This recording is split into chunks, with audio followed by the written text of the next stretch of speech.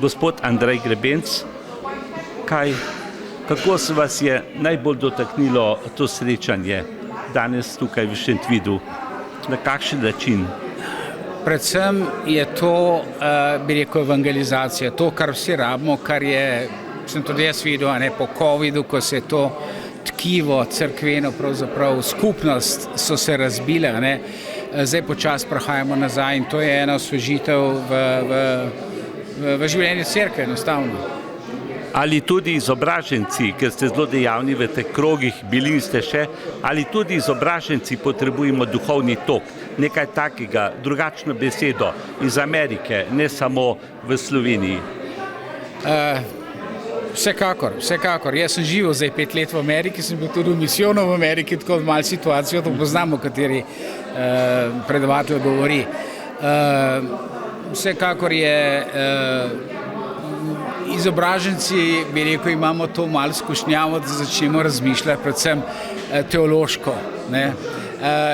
To, kar pa rabimo, je življenje in prisotnost Svetega Duha in Jezusa Kristusa, stvari, ki se dogajajo po Svetem Duhu, stvari, ki se dogajajo v resničnem življenju, pričevanje, vse to je potrebno.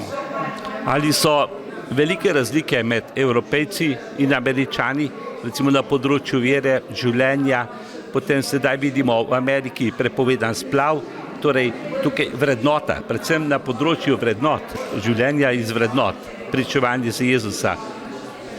Jaz bi rekel, da tukaj smo približno tako. Imajo Američani nekatere druge poudarke, Evropa med druge poudarke. Poglejmo, kaj se dogaja v Nemčiji, ima neke poudarke. Jaz sem živel v Španiji, so neki drugi poudarki. V Belgiji so zopet neki drugi poudarki, v Avstriji so drugi poudarki.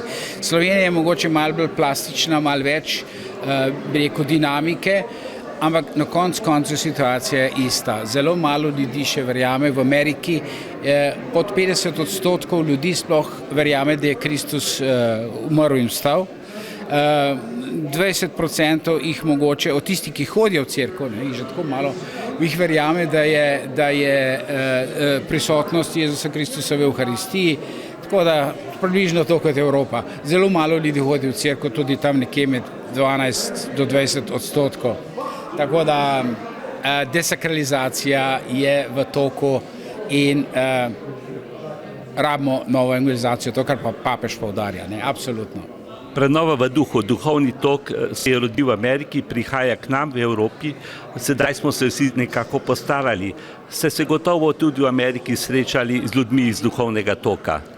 Vsekakor, če gledamo zdaj ravno prenova v duhu, Steubenville je center še vedno, je bil in je še vedno. In jaz sem v Ameriki srečal recimo eno drugo zadevo, ki se imenuje Christ Life, ki je ravno tako en spreobrnenec ga vodi, laik, in je po vsej Ameriki, tako da smo bili tam v župniji vključeni v to zadevo, in to je seveda tudi eno polje evangelizacije. Je veliko bolj skromno kot to predavanje tukaj, ampak z ljudmi je treba začeti zelo počasi, z majhnimi koraki in poskuša ravno ta Christ Life recimo narediti majhne skupnosti. To se pravi, treba se odpreti, treba je tudi iti po svetu, se pogovarjati z drugačnimi mislečimi, tudi z drugimi veroizpovedmi ljudi in potem tudi to bogatstvo prinesti v Slovenijo. Vi ste gotovo marsikaj tam doživeli in to boste skušali tudi posredovati oziroma že to v Sloveniji, tudi našim ljudem. Vsekakor, jaz razmišljam o tem, da bi morali začeti s študenti, malo drugače, kot je trenutna pastorala, ravno v tem in pripravljam eno obliko evangelizacije za študente.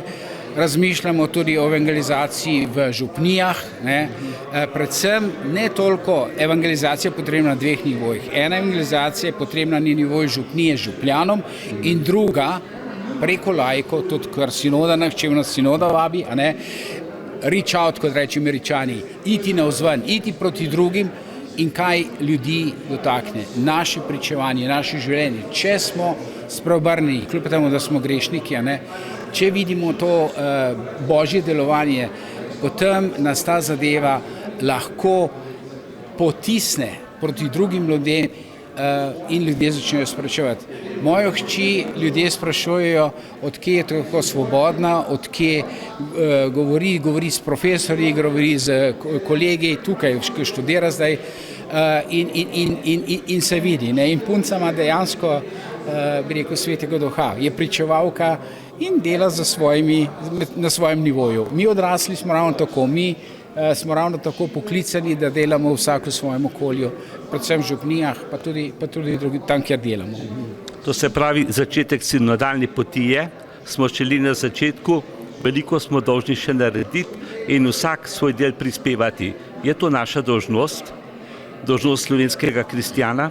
Dolžnost slovenskega kristjana je, da se vključimo vsi, ki lahko, ne, ki imajo željo in vsi pravzaprav mi morajo biti vključiti v ta sinodalni proces, da ne bi ostal dokument, kot je ostal recimo POZLN ali pa Slovenska sinoda, če rečem pregled, ne, ampak da gremo v življenje, da se spreminja naše življenje, da Kristus pride v naše življenje in nas odreši, da to odrešitev živimo. In tukaj je duhovni tok tudi pomemben, duhovna gibanja, tudi lahko nas k temu spodbudijo, nas spremenijo, nas duhovno obogatijo, poglobijo. Vsekakor, absolutno. Največja moč cerkve, tudi v Sloveniji, je ravno v duhovnih gibanjih. Brez duhovnosti ostajamo pravzaprav na stari zavezi. Zakon, zakon, zakon. Ne? Tako da duhovnost je potrebna, absolutno. Ja, najlepša hvala za ta pogovor. Prosim.